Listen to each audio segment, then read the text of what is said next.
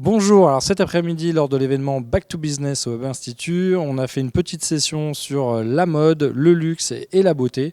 L'idée c'était de voir trois grandes tendances en ce moment. Donc la première c'est vraiment shopping for good, donc toute cette idée du développement durable, de l'inclusivité, qui sont des tendances qui ont déjà démarré il y a longtemps mais qui sont vraiment en train d'arriver maintenant dans le luxe, avec des exemples comme Tommy Hilfiger Inclusive par exemple, qui a une nouvelle gamme de vêtements adapté pour les handicapés, vraiment ce souci par rapport au sourcing, à la transparence, à l'authenticité, par rapport aux ingrédients, par rapport au mode de fabrication. Donc là, on voit qu'il y a vraiment une évolution. On peut citer Clean Beauty, par exemple, qui permet de savoir quels sont les ingrédients dans les produits cosmétiques. Donc là, on voit qu'il y a une prise de conscience qui est encore pas assez rapide, mais qui est en train de vraiment s'accélérer. La deuxième tendance, c'est vraiment la data et l'IA.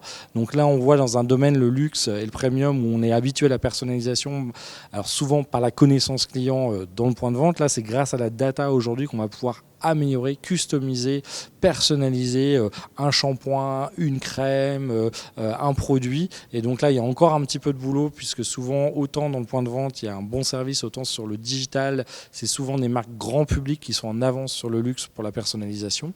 Et puis la troisième tendance, qui est vraiment l'expérience client, cette idée de si on va dans un point de vente, comment on peut rendre, de créer de l'émotion, surprendre les gens, transformer son magasin en média, en inspirant les gens. Finalement, c'est de l'instagrammabilité de son magasin qui devient vraiment important. La voice, avec effectivement des nouvelles façons de créer des expériences clients, hein, le support vocal, le chatbot, où on voit bien qu'il faut passer du côté gimmick à amener quelque chose avec un niveau de qualité qui correspond à l'exigence du luxe. Donc vraiment une journée, une après-midi très riche, avec beaucoup d'échanges et puis des startups derrière qui ont pu présenter leurs solutions et une bonne façon de faire la rentrée au Web Institute.